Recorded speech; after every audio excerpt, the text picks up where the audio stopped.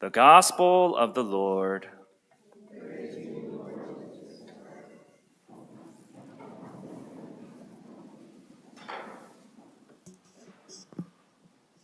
I hope all the students here had a good spring break. It's always nice to get away. It's always nice to get away from the stresses of classes, work, and perhaps, sometimes you might get sick of some of your friends. It's nice to kind of get away for a little bit and to have some time for yourself. How do we do about getting away?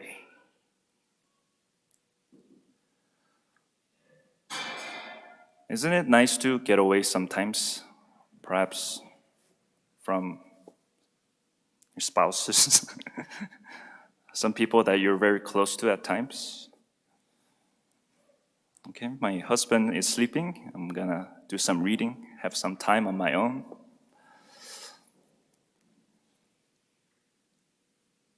What is that one thing, though, that we can't escape from?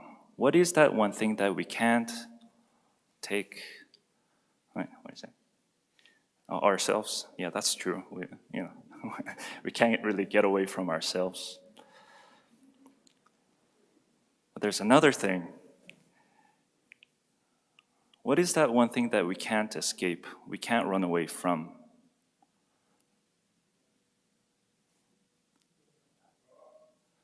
God, death. Well, I was thinking, this might sound a little cynical, but death.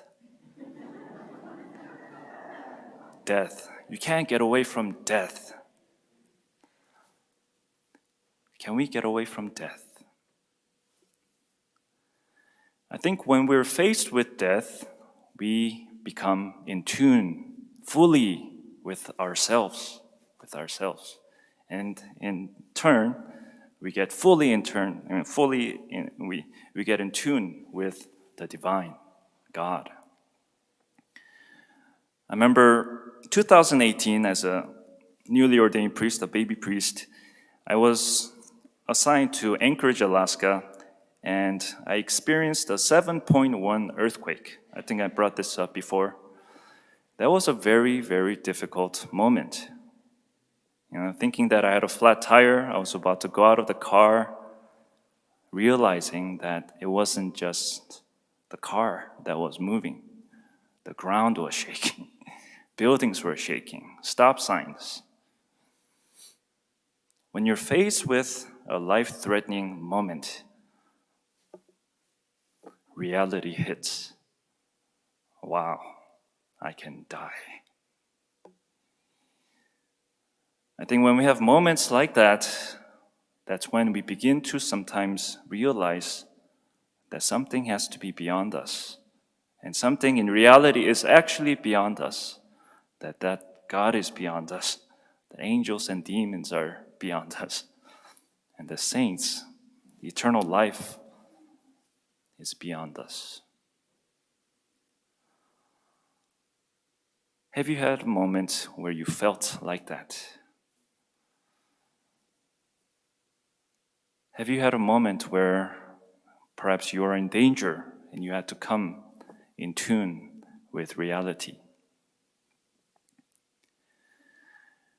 The reading today is really about facing eternal life, but in particular, death. I really like Peter's character in the gospel because he's kind of innocent in this, reading. He doesn't really seem to get it.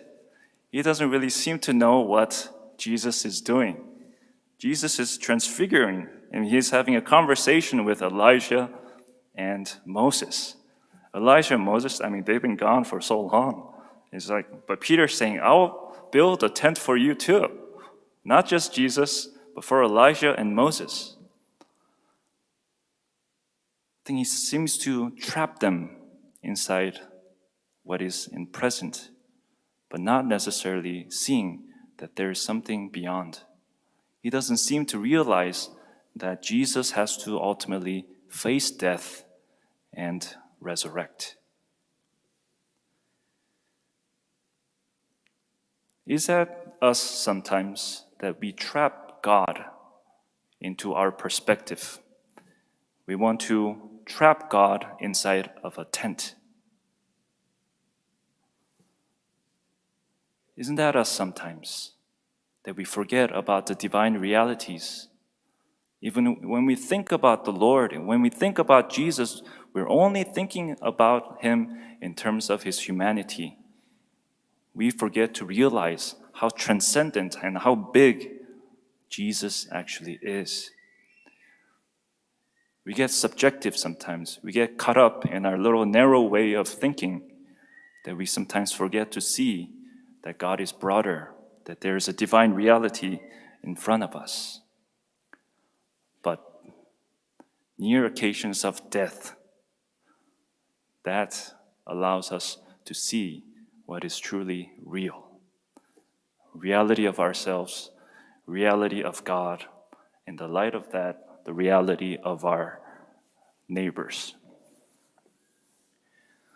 I still remember after that earthquake incident, about 30 minutes later, I get this, when you get warning signs in your phone, when there's a natural disaster or something, I thought it was just gonna be like, okay, there's earthquake, so just, be careful or something. It said, warning, tsunami might come at any moment. Things like that, When we face some realities that is very life-threatening, it puts us into a different perspective. It puts us into reality. And Lent is about facing that reality. Lent is about facing death. Lent is about dying to ourselves so that we can ultimately be transfigured as Christ is transfigured in this passage. I don't know if you read a book called The Long Loneliness by Dorothy Day. She actually talks about her experience of the 1906 earthquake in Berkeley, California. She was living there as an 80-year-old, being scared out of her mind. I don't know if you've experienced an earthquake. It's pretty scary.